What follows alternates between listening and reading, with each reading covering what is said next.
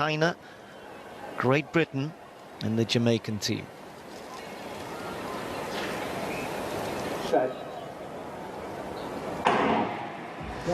Decent start for Ashley Nelson. Don't forget Shelly-Ann Fraser-Pryce on the last leg. It's pretty even, you've got to say. Brazil and Australia started quickly. Let's look for the first handover. All pretty good, looks safe. A very good handover for Great Britain, moving past Jamaica. So now we got Bianca Williams taking over from Mexico. Bianca Williams has got the baton and China giving chase here, but it's Great Britain performing superbly well. Jamaica trying to come back into it. Daryll Neita is going to have Shelly-Ann Fraser-Pryce chasing her. China not too far away. But can Britain hold on? Look at Shelly-Ann Fraser-Pryce like a steam train, express train, gets it on the line. 42.29. Well, the time will be irrelevant for the Jamaican select. She looks as though she's just been for a stroll in the park. But, my goodness me, that was incredible from Shelly-Ann Fraser-Pryce. A good performance from Great Britain, to be fair, 42.30.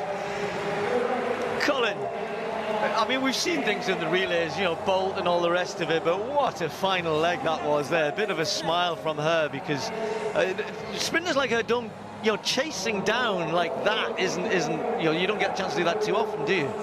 No, you know, she would have loved the fact that she actually did enough to nip it, but I think she'd be a little bit furious with her other teammates, really, because their changes were disastrous down there, and that's what put her in that position where she ended up having to chase the performance. Watch this one there, then right in the middle, look at that to Elaine Thompson, all over the place. And Elaine gets to the baton, gets herself very stable then, and starts then to charge down Ermani. Again, look how messy this change ends up being. Hands all over the place, they just get the baton in the hand, and of course they put themselves under a lot of pressure. But here I was watching this changeover very carefully with the British quartet there, because that was right on the edge.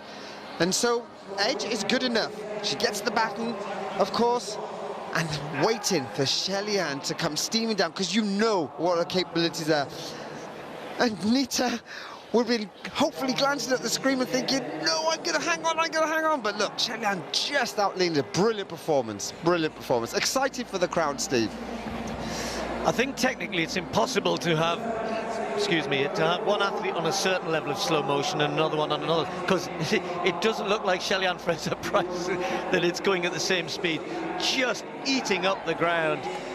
Great race, very well done by the British quartet. Good time, they needed that. The under-20 squad running in that preferred lane 6. Yep, she calls herself the Jersey girl. Ran here in high school. And so from the inside, it's Jamaica, the USA, the British Virgin Islands, and the second USA squad out in lane 8. Fairly even through the first exchange, and let's see how the exchanges go. Good ones for the USA out in 8 and in 6. And the Jamaicans trying to get back into it. Now Gardner on that third leg. She's trying to work on her speed as a potential 200-meter double. If she can make the U.S. team, does very well now. The handoff to Akinnison. And here comes the final leg. Akinnison and Elaine Thompson. Chase the performance. Watch this one there. Then right in the middle, look at that to Elaine Thompson, all over the place. And Elaine gets to the baton, gets herself very stable then, and starts then to charge down Ermani. Again, look how messy this change ends up being. Hands all over the place, they just get the baton in the hand. And of course, they put themselves under a lot of pressure.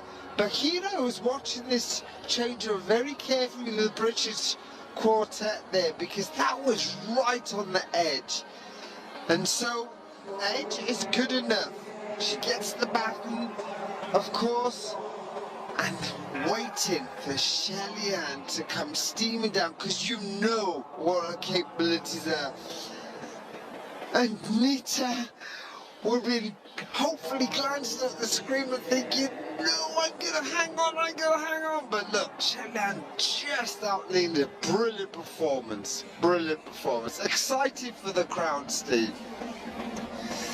I think technically it's impossible to have excuse me, to have one athlete on a certain level of slow motion and another one on another, because it doesn't look like Shelly-Ann Fraser-Pryce that it's going at the same speed, just eating up the ground. Great race, very well done by the British quartet. Good. In one of the most memorable 4x100m relays in recent memory, Shelly-Ann Fraser-Pryce once again reminded the world why she is regarded as one of the greatest female sprinters of all time. At the Müller Games, the Jamaican select team lined up with high expectations, facing stiff competition from Great Britain and China.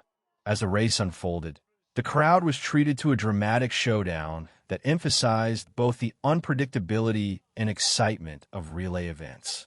The race began evenly across the lanes, with teams from Brazil, Australia, Great Britain, and China making strong starts. Great Britain's first exchange was particularly smooth, allowing them to take a slight lead over Jamaica. Bianca Williams, running the second leg for the British team, maintained this momentum, while the Jamaican exchanges appeared somewhat messy and delayed. Despite these issues, the final leg would be the ultimate decider, and that's where Fraser-Pryce made her appearance. Receiving the baton in third place, Fraser-Pryce, known as Mommy Rocket after returning to top form following the birth of her child, unleashed a blistering sprint. Her stride was powerful and calculated, quickly closing the gap on the runners ahead. Daryll Neita of Great Britain gave her best effort, trying to hold off the Jamaican legend, but Shelly-Ann's top-end speed proved too much. She overtook Neita right at the finish line, securing the win for Jamaica with a time of 42.29 seconds. The British team, to their credit, finished just behind at 42.30, a mere hundredth of a second separating the two teams. Commentators were in awe of Fraser-Pryce's performance. One even joked that it seemed like the other athletes were running in slow motion compared to her. The final leg demonstrated her supreme fitness, race intelligence, and relentless drive to win. Despite a rocky start and shaky baton handovers from her teammates, Fraser-Pryce's heroics saved the race. The race also highlighted some technical weaknesses in Jamaica's relay strategy, particularly during the second and third exchanges. Viewers noticed a lack of coordination and timing, which could have cost the team the victory. Still, the sheer brilliance of Fraser-Pryce overshadowed these issues and turned the race into an unforgettable spectacle. Fans were left buzzing with excitement, especially in Jamaica, where Shelly-Ann Fraser-Pryce continues to be a source of national pride. Her ability to dominate on the track, even after motherhood, and as she nears the twilight of her career, adds to her legacy as a true icon in athletics.